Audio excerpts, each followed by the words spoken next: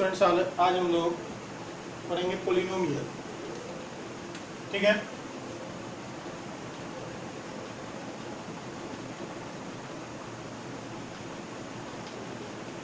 Polynomial जानेंगे। Polynomial जानने से पहले कुछ टर्म्स जानना है।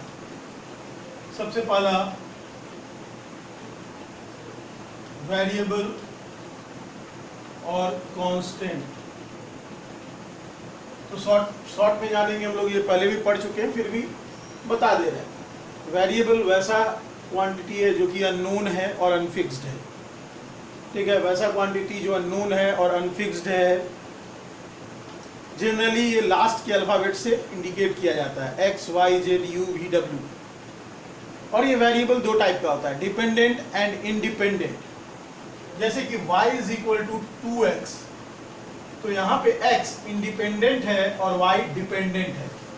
x इंडिपेंडेंट वेरिएबल है, यहाँ पे कुछ भी डाल सकते हैं x का वैल्यू हम, लेकिन जो y आएगा वो डिपेंड करेगा x पे। तो y हो गया क्या चीज, डिपेंड्स अपॉन x, तो y is dependent and x is independent. Constant, it is fixed quantity, either known और अननोन। ठीक है, तो ये भी दो टाइप का होता है, एक न्यूमेरिक कांस्टेंट जो नंबर के टर्म में लिखते हैं जैसे 2, 5, और एक जो अल्फाबेट के फॉर्म में लिखते हैं। तो बोलिए अरे वेरिएबल भी अल्फाबेट, कांस्टेंट भी अल्फाबेट, कंफ्यूजन हो जाएगा। तो इसके लिए हम लोग करते हैं कि कांस्टेंट जो स्टार्टिंग का जो अल्फाबेट है A B C D E F, ये सभी एज ए कांस्टेंट इस्तेमाल करते हैं, और इन कांस्टेंट को हम लोग आर्बिट्री कांस्टेंट कहते हैं। क्लियर? ओके, अब आते हैं हम लोग पॉलिनोमियल। पॉलिनोमियल आप लोग 9th में भी पढ़े होंगे। तो जनरली वैसे ये क्लास केवल 10th के लिए है। तो देखते हैं जनरल फॉर्म ऑफ पॉलिनोमियल क्या है। जनरल फॉर्म मान लो f(x) a0 x to the power n, a1 x to the power n minus 1, a2 x to the power n minus 2, so on an x to the power 0, where a0 is not equal to 0। ये general form है, कहा जाता है ये जैसे a0, a1, a2, a3 ऐसे जो लिखा गया ये कांस्टेंट है, और ये x variable.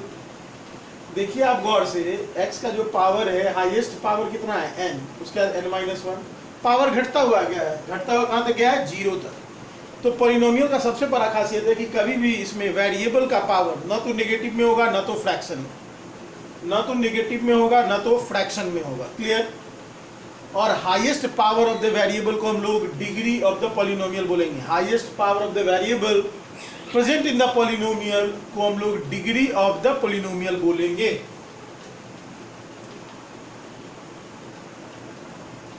Degree of f(x) कितना होगा, n। ये n डिग्री का पॉलिनोमियल है, कोई दिक्कत नहीं। और एक बात याद रखना कि जो हाईएस्ट पावर का कोफिशिएंट होगा वो कभी 0 के बराबर नहीं होगा। अगर आप सोचिए कि ये 0 ना हो, कांस्टेंट है ये सभी, a का वैल्यू, a1 का वैल्यू 0 भी हो सकता है, इस सब को 0 बना दो तो भी ये n डिग्री का ही रहेगा। इस सब का वैल्यू तुम 0 कर दो तब भी ये n डिग्री का रहेगा, लेकिन अगर इसका वैल्यू हम 0 कर दें तो ये n डिग्री का नहीं रहेगा। क्लियर हो रहा है बात?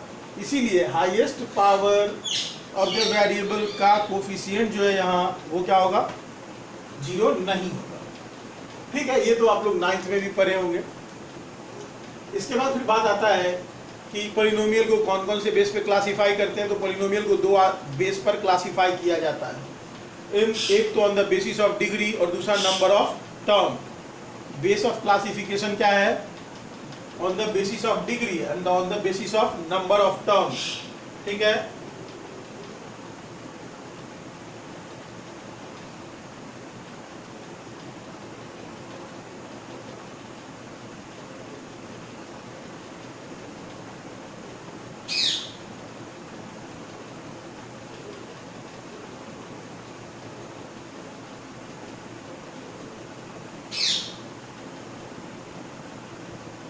ठीक है, डिग्री, डिग्री ऑफ पॉलिनोमियल बोल दो,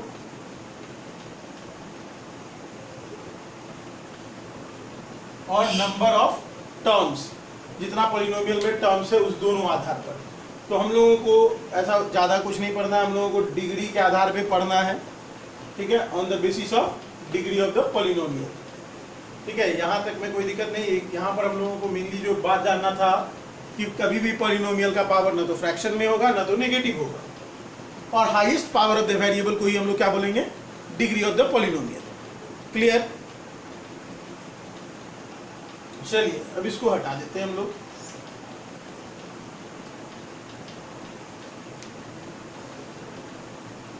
एक बात यहीं पे ध्यान रखिए। अच्छा चलिए ठीक है, डिग्री के बेस पर देखते हैं।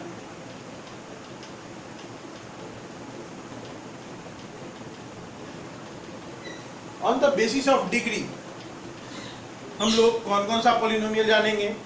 तो सबसे पहला आ जाएगा linear, zero constant polynomial 0 degree का, कांस्टेंट पॉलिनोमियल 0 डिग्री का, लीनियर 1 डिग्री का, क्वाड्रेटिक 2 डिग्री का, क्यूबिक 3 डिग्री का, बाइक्वाड्रेटिक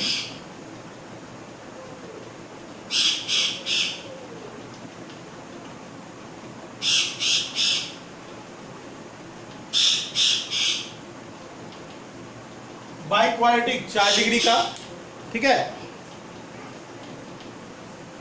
बाइक्वाड्रेटिक 4 डिग्री का,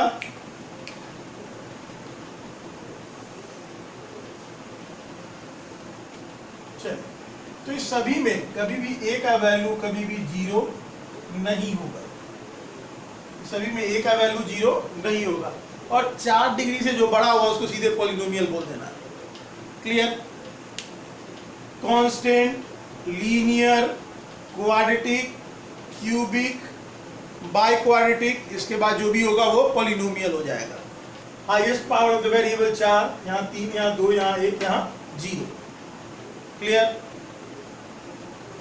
अब हम लोगों को पढ़ना कौन है? Quadratic polynomial. पहले किसके बारे में पढ़ेंगे? क्वाड्रेटिक पॉलिनोमियल के बारे में पढ़ेंगे। ठीक है,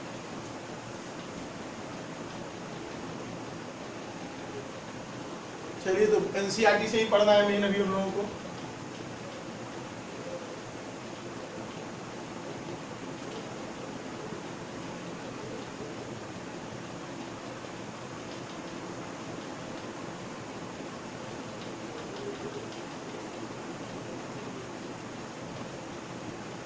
ठीक है, तो क्वाड्रेटिक हुआ, बोला जाता है जितने डिग्री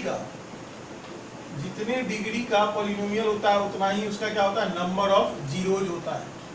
ठीक है, जितने डिग्री का होगा उतना ही क्या होगा? उसका नंबर ऑफ जीरोज होगा। मैक्सिमम नंबर ऑफ जीरोज उतना ही हो सकता है। तो ये 2 डिग्री का है तो इसका मैक्सिमम नंबर ऑफ जीरोज क्या होगा? 2। एक का नाम लिख देंगे अल्फा, दूसरे का बीटा। तो बोलोगे व्हाट इज जीरोज? तो जीरोज जो होता है वेरिएबल का वैसा वैल्यू है जो कि पॉलिनोमियल पे पुट करने से ये पूरा टर्म का वैल्यू 0 हो जाता है। इस पूरे टर्म का वैल्यू क्या हो जाएगा? 0 हो जाएगा। जैसे इसको अगर हम y ले लेते हैं तो अगर x का वैसा वैल्यू जो इस पर हम डाल दें तो ये पूरा वैल्यू क्या दे देगा? 0। मतलब y का वैल्यू कितना हो जाएगा? 0 हो जाएगा। तो ऐसा 2 टर्म होगा। ठीक है, अगर ये 2 डिग्री का है तो 2 टर्म, मैक्सिमम 2 को ऐसा वैल्यू हो सकता है। एक को लिख दिया अल्फा, दूसरे का वैल्यू बीटा। अगर आप अल्फा डाल दीजिएगा तो भी 0, बीटा डाल दीजिएगा तो भी 0। ठीक है, इसी कारण इसको जीरोज ऑफ द पॉलिनोमियल बोलते हैं। क्लियर? ओके, अब थोड़ा यहीं पे एक चीज ग्राफ का हम लोग बात समझ लें। ऐसे देखिए, एक्स एक्सिस पे ये ग्राफ कितनी बार कटा? 2 बार। और याद रखना है कि एक्स एक्सिस पे y का वैल्यू कितना होता है? 0। एक्स एक्सिस पे y का वैल्यू 0। तो यहाँ 2 बार कटा, मतलब कितना जीरोज? 2 जीरोज। एक जीरो यहाँ है, एक जीरो यहाँ है, तो ये कौन सा होगा? 2 डिग्री का। यहाँ पे नंबर ऑफ जीरोज 2। एक्स पे जितनी बार कटेगा उतना उसका नंबर ऑफ जीरोज होगा। तो यहाँ 2 जीरोज, यहाँ कितना जीरोज होगा? तो 1 2 3, यहाँ नो, कोई जीरोज नहीं, कोई जीरोज ही नहीं है इसमें। समझ में आ रहा है बात? यहां 2 जीरोज, समझ गए? अगर आप बात करते हैं यहां देखिए, तो यहां बस एक जीरो, एक्स एक्सिस का ही काउंट करना है, ठीक है।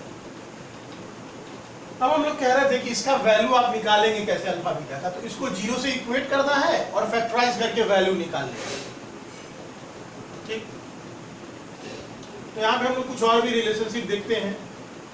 x is equal to alpha ले लिए, और क्या होगा x इज इक्वल टू इसका मतलब बीटा, दो वैल्यू आएगा ना x का, एक अल्फा आएगा एक बीटा आएगा। इसका मतलब x का वैल्यू अल्फा डालेंगे तो ये जीरो होगा, x का वैल्यू बीटा डालेंगे तो ये जीरो हो जाएगा। तो याद करिए फैक्टर थ्योरम, इसका मतलब इस दोनों में से कोई भी डालेंगे तो क्या होगा, जीरो हो जाएगा, ठीक है। इस दोनों से ये क्या होगा, फैक्टराइज भी हो जाएगा, इससे भी फैक्टराइज हो जाएगा, इससे भी फैक्टराइज हो जाएगा। अब एक बात देखो, ये टर्म आया, ये टर्म आया, इस दोनों को गुना करते हैं,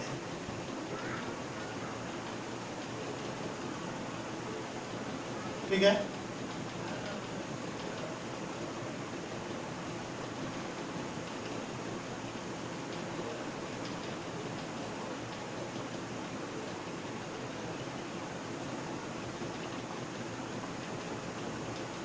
तो यहां भी एक पॉलिनोमियल आ गया, ये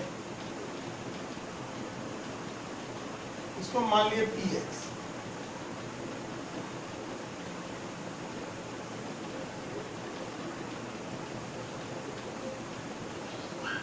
ठीक है। ये भी एक पॉलिनोमियल है, ये भी एक पॉलिनोमियल है। इसमें दिया हुआ था कि अल्फा बीटा इसका सॉल्यूशन है, पहले से दे दिया। इसमें हम लोग अल्फा बीटा सॉल्यूशन लेकर ही एक पॉलिनोमियल बनाए। अगर सोचो कि इसका वैल्यू निकाला जाए तो उल्टा चलो, तो देखो इसका वैल्यू इतना आ जाएगा, तो इसका जीरो हम लोगों को पता है कि अल्फा बीटा है, क्योंकि उसी से हम बना दिए ये पॉलिनोमियल। तो ये पॉलिनोमियल और ये पॉलिनोमियल सेम होना चाहिए, दोनों का जीरोज सेम होना चाहिए। ये बात तो है कि दोनों का जीरोज क्या होगा, सेम होगा। अब एक बात देखो, जैसे कि x minus 4 is equal to 0 और 2x minus 8 is equal to 0, 3x minus 12 is equal to 0, इस सभी का देखो जीरोज सेम है, इस सभी का जीरोज सेम है सेम। तो कहता है कि किसी पॉलिनोमियल में जैसे अगर इस सभी को हटा देते हैं तो पॉलिनोमियल हुआ है ना, किसी भी पॉलिनोमियल में अगर किसी कांस्टेंट से मल्टीप्लाई कर देंगे तो उसके जीरोज में कोई फर्क नहीं पड़ेगा। देखो, तो इसमें 2 से मल्टीप्लाई किए तो ये आया, इसमें 3 से मल्टीप्लाई किए तो ये आया, लेकिन जीरोज सेम रहेगा, जीरोज सेम रहेगा। इसका मतलब कि इसका टर्म क्या होगा, अगर दो पॉलिनोमियल का जीरोज सेम हो तो उसके टर्म का रेशियो क्या होगा, सेम होगा, मतलब उसका टर्म्स प्रोपोर्शनल होगा। ये अगर 2 गुना है तो ये भी 2 गुना, ये अगर 3 गुना है तो ये भी क्या होगा, 3 गुना, ठीक है। मतलब उसके जो टर्म कोफिशिएंट का रेशियो बराबर होगा। तो यहाँ भी हम लोग ले लेते हैं, एक पॉलिनोमियल ये हुआ और एक पॉलिनोमियल ये, दोनों का जीरोज सेम है तो क्या होगा, दोनों का टर्म्स प्रोपोर्शनल होगा, मतलब 1/a, एक्स स्क्वायर का कोफिशिएंट एक्स स्क्वायर का, इसका कोफिशिएंट x का, बाई वहां x का, यहाँ कांस्टेंट टर्म, यहाँ भी कांस्टेंट टर्म सेम होना चाहिए फ्रॉम फर्स्ट एंड सेकेंड। तो अब देखो, इस दोनों को पहले इक्वेट करो, इस दोनों को, ठीक है। तो क्या हो जाएगा, minus alpha plus beta by B is equal to 1/a, तो alpha plus beta is equal to minus B by ए।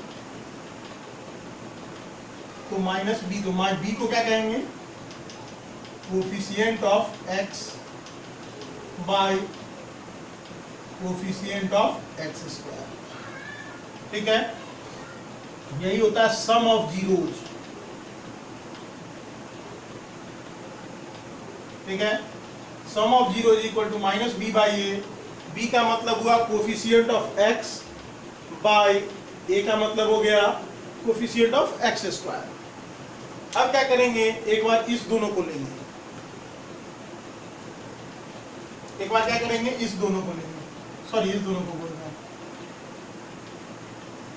एक बार इसको और इसको ले लेंगे, इस दोनों को एक बार इवेलुएट करेंगे। चलिए आइए देखते हैं, इस दोनों को इवेलुएट करते हैं।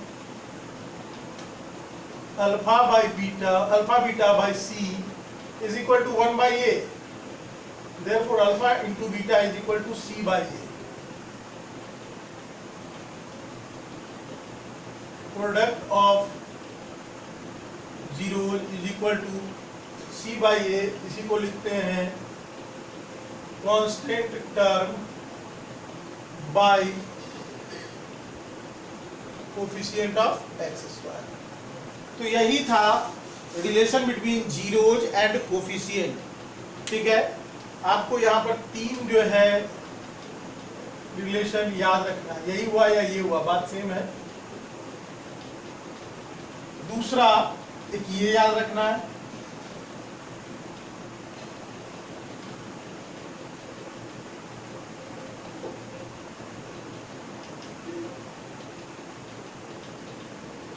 ये पॉलिनोमियल बनाने के लिए, और तीसरा ये वाला रिलेशन क्वाड्रेटिक इक्वेशन के लिए सफिशिएंट है।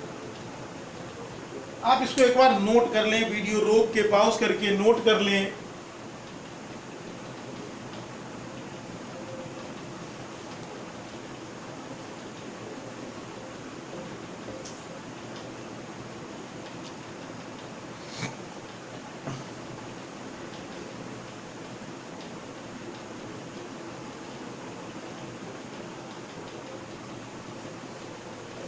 ठीक है, अब हम लोग आते हैं कुछ क्वेश्चंस को सॉल्व करेंगे। एनसीईआरटी और आरएस अग्रवाल के कुछ क्वेश्चंस को सॉल्व किया जाएगा। चलिए देखते हैं।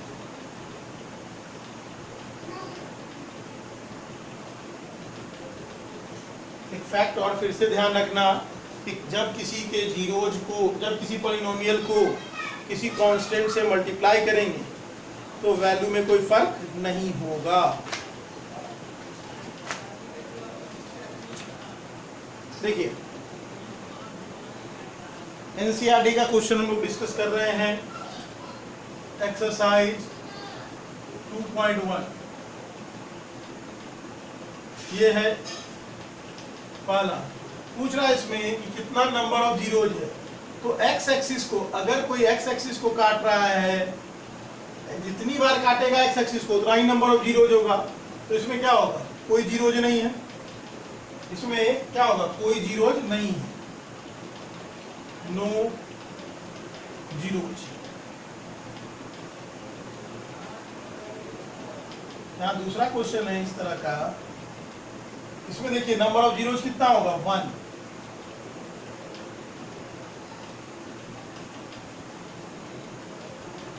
तो इसमें 1 2 3 जीरोज। ठीक है, समझ गए सभी। नंबर ऑफ जीरो इसमें 1 होगा, इसमें 3 होगा। अब आप इसमें देख के बना लीजिएगा। आते हैं क्वाड्रेटिक पॉलिनोमियल 2.2। पहले क्वाड्रेटिक क्लियर कर लेंगे, उसके बाद आते हैं क्यूबिक। तो एक्सरसाइज 2.2 निकाल के देखिए। इसमें फर्स्ट का, जैसे first question x square minus 2x minus 8, एक पॉलिनोमियल दिया हुआ है, कह रहा है इसका जीरोज निकालिए and the relationship between the zeros and coefficients. चलिए इसको वेरीफाई करना है। तो एक क्वेश्चन बन जाएगा तो सब बन जाएगा। इसको हम लोग जीरो से इक्वेट करेंगे और फैक्टराइज करेंगे।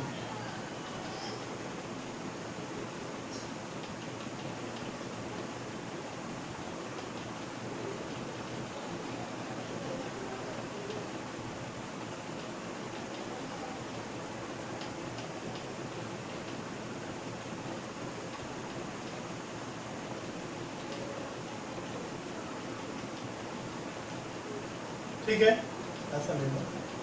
तो x का वैल्यू आ गया -2 और x का वैल्यू 4। तो किसी को भी अल्फा ले लो, किसी को भी बीटा। एक को अल्फा ले लिए, दूसरे को क्या ले लिए, बीटा ले लिए। जीरोज तो फाइंड आउट हो गया, अब हम लोग सम ऑफ द जीरोज निकालेंगे, मतलब अल्फा प्लस बीटा कितना है -2 + 4 दैट इज इक्वल टू 2 आ रहा है। ये देखो तो -b/a के बराबर है, -b/a के बराबर हो गया। अगर नहीं तो आपको समझ में आ रहा तो इतना रखेंगे, फिर निकालेंगे -b/a का वैल्यू, तो -2/1 2, therefore alpha plus beta is equal to -b/a, और इसी को लिख सकते हैं आप sum of zeros equal to minus coefficient of x by coefficient of x²। ये एक हुआ relation. And alpha into beta is equal to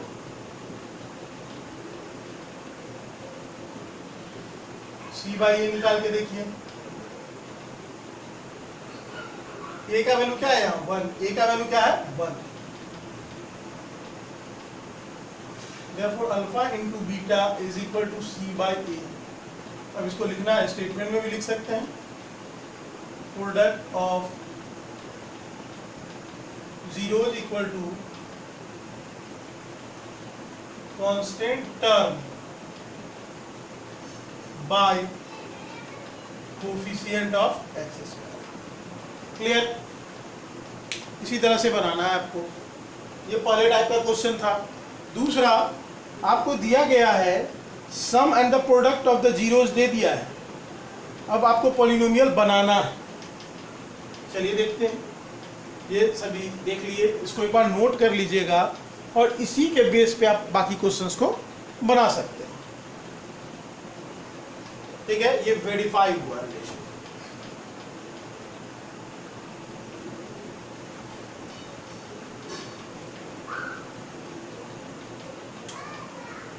अब इसी का देखते हैं क्वेश्चन नंबर 2 का फर्स्ट। कह रहा है सम दिया हुआ है, मतलब alpha plus beta is equal to 1/4, alpha into beta is equal to -1, तो x² minus alpha plus beta x plus alpha beta. तो एक बात ध्यान रखना, इसको जीरो से इक्वेट करके निकालोगे तो ज़्यादा सुविधाजनक होता है, इसको जीरो से इक्वेट करके निकालोगे तो ज़्यादा आसान होगा। तो x², अगर आपको अल्फा और बीटा अलग अलग दिया हो तो भी आप यहाँ पुट कर सकते हैं, और सम दे दिया तो डायरेक्ट यहाँ, प्रोडक्ट यहाँ।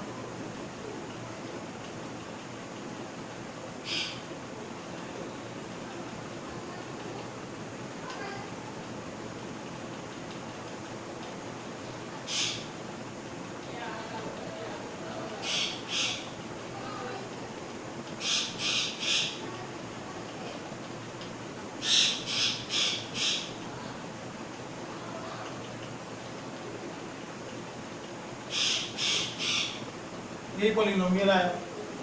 ठीक है, अगर आप जीरो से इक्वेट करके नहीं बनाना चाहते हैं तो नहीं बनाइए, यहाँ पर आएगा तो आप किसी कांस्टेंट से इसमें मल्टीप्लाई कर सकते हैं, तो 4 से पूरे में मल्टीप्लाई कर दीजिएगा, सेम रिजल्ट आ जाएगा, है ना। कोई दिक्कत नहीं यहाँ तक ये समझने में। आर.एस. अग्रवाल से भी इसको देख लेते हैं, इस एक्सरसाइज को। क्या आर.एस. अग्रवाल में कुछ नया है क्या? तो आर.एस. अग्रवाल में भी सेम थी। ठीक है, तो आप ये बना सकते हैं। अब हम लोग आते हैं क्यूबिक पॉलिनोमियल। क्यूबिक पॉलिनोमियल को भी पढ़ लें।